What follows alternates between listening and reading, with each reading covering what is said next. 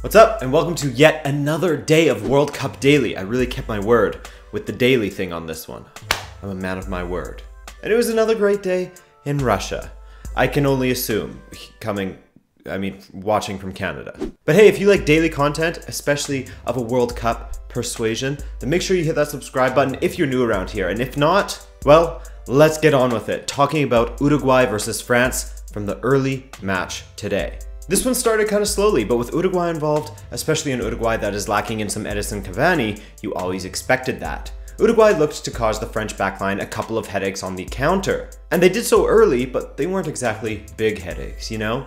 Nothing a glass of water or a hot towel couldn't sort out. Basically, the French weren't reaching for the aspirin just yet, and this metaphor is totally dead. Moving on.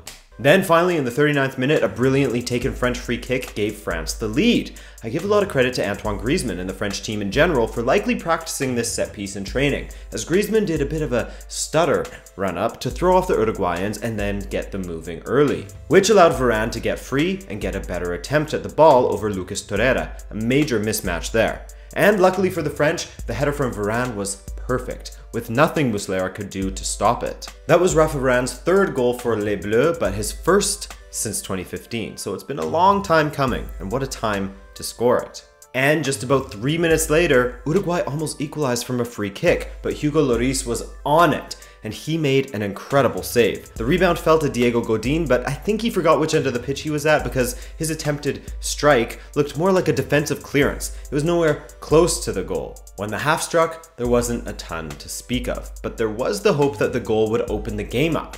Well, considering that Uruguay haven't won any of their last 16 World Cup matches from which they have conceded first, they would need a big turnaround in this one.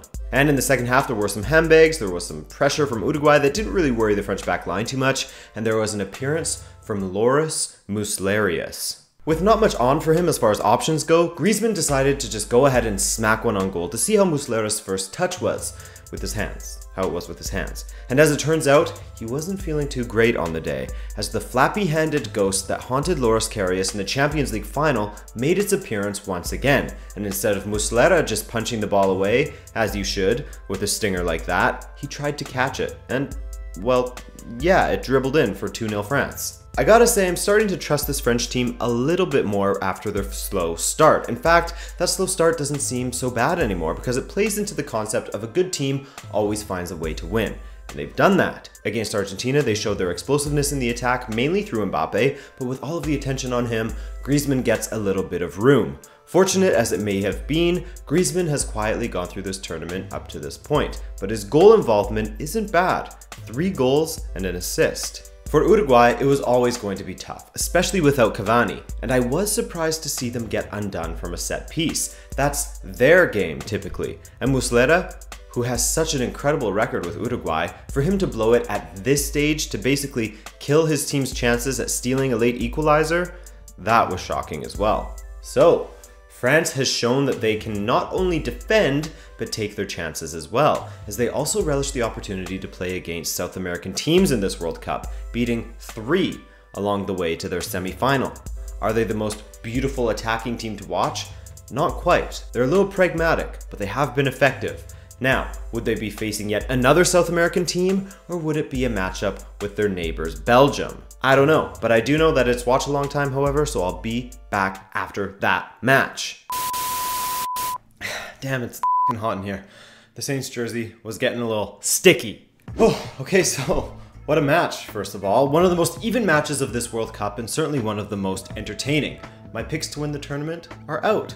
I thought they'd at least get to the semifinals. Well, I thought they would win it, but at least semifinals. So here are my thoughts, in less of a sequence of events type of talk than usual. The main theme of this match for me was the reinforcements that were brought in for each side. Brazil of course fielded the same squad as they always do, but with a forced change of Casemiro out for Fernandinho. And of course Marcelo was back in for Felipe Luis. For Belgium, Dries Mertens got left on the bench, as did Carrasco, while Fellaini and Chadli got the start. Fellaini centrally alongside Witsel and Chadli as the left wing back. Both players were absolutely huge in this match for Belgium, with Fellaini being the main disruptor of any Brazilian attacking moves or preventing them from being able to get out of their own end at times. While Chadli was also dominant down the left, both in tackling and in keeping Willian honest with his runs down the flank. For Brazil, however, Fernandinho didn't have the best match, the highlight of which came in the 13th minute when he scored an own goal to put Belgium ahead 1-0. To be fair, I think that the own goal was the massive contributor to his poor game, as after that, he was shook.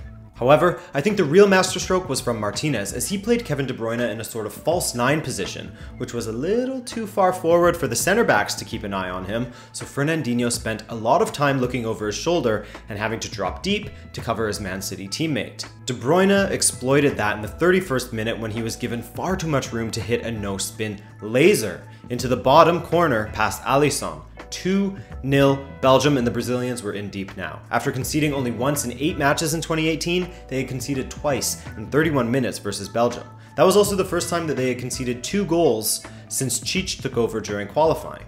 Insane. But a little lucky for Belgium. Just a bit, on the first goal only. The second goal was just class from De Bruyne. Not saying they weren't worthy leaders at halftime though, not saying that at all. But we can all agree that the first goal was massively fortunate. In the second half, Brazil had no choice but to go for it, and they largely dominated Belgium. However, this was when the true hero of the match stepped forward. No, it wasn't Fellaini, though he did really impress me in this match, but Thibaut Courtois. During the live stream, we spoke at length about who we thought the best keeper at this World Cup had been, and I think in this match, Courtois absolutely seized that title. Shot after shot, he was there to punch it wide, block it, deflect it over the bar, whatever. Yo, what up? It's Adrian from editingvideos.com, and I realized I forgot to talk about something while I was filming because I was just so caught in the moment and trying to get this done quickly so I can get it out to you guys. What I forgot to talk about was the penalty shout for Brazil, and I'm still undecided on this one every single time that I watch it. So, the situation. Gabriel Jesus beats his man, and then Company comes flying in with a tackle, but Gabriel Jesus was already going around him. Now, there was definite contact from Company. He got none of the ball, so it should be a penalty in that regard. But Gabriel Jesus' touch took the ball completely out of play. There was no chance that he was going to get to it anyways, whether there was a tackle there, whether there was contact or not. And I think that's why the referee didn't give it. However, I'm still split on it. I have no idea whether I think it should be a penalty or not. I think my main thing is whether it's given or it's not, I'm happy in this situation. I can see why it would be given, and I can see why it can't be. But I want to hear from you guys what you think of that penalty situation, because that could have been a game-changing moment. It was the 55th minute. It was 2-0 Belgium at that time. Maybe that's what Brazil needed to get back into this game. It could have changed the face of the game massively. So definitely let me know what you guys think of that. And it goes a long way in illustrating how this match was going when you hear that every single player for Brazil had attempted a shot on target in this one, including the substitutes Douglas Costa, Firmino, and Renato Augusto. However, of those 3, Renato Augusto was the only one who scored, as Coutinho's perfect ball over the Belgian defense was nodded into the corner by Augusto. Nothing Courtois could do about that one. Maybe grow a few more inches or something. 2-1, and it was anxiety time for the Belgians, but they kept calm.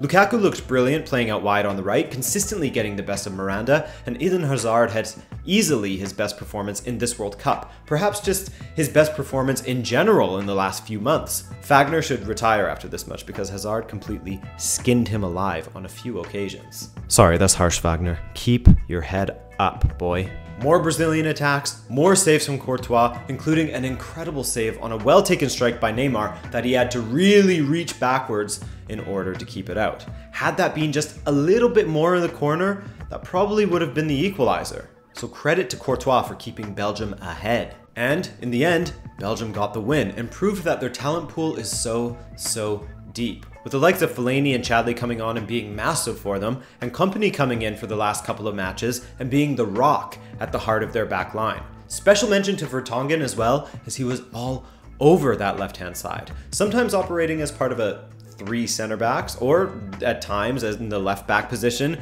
and also in a central midfield position at times, depending on how the match was going. The fluidity of the Belgian lineup was something to be seen, with De Bruyne in that false 9 at times, then moving wide while Lukaku rolled into the center, etc, etc. It was really enjoyable to watch. So a great performance from Belgium, as they are perhaps, admittedly a bit fortunate on the way there, though, through that own goal, but Thibaut Courtois more than made up for it by dragging his team through the semis. It's a game of taking your chances and doing enough to make it as hard as possible for the other team to take theirs, and Belgium did just that, with Coutinho and Augusto in particular missing the goal completely from positions in the box that they should really be hitting the target from, especially on their favored foot. And so Brazil, the final non-European team, is out. So the first semi-final will be between France and Belgium, and we'll definitely do a watch-along for that match. No doubt about it. I hope that you enjoyed this video, guys, and if you did, then be sure to leave a like, and hey, consider subscribing if you're new around here. My name's Adrian, this is Rabona TV, and thanks for watching.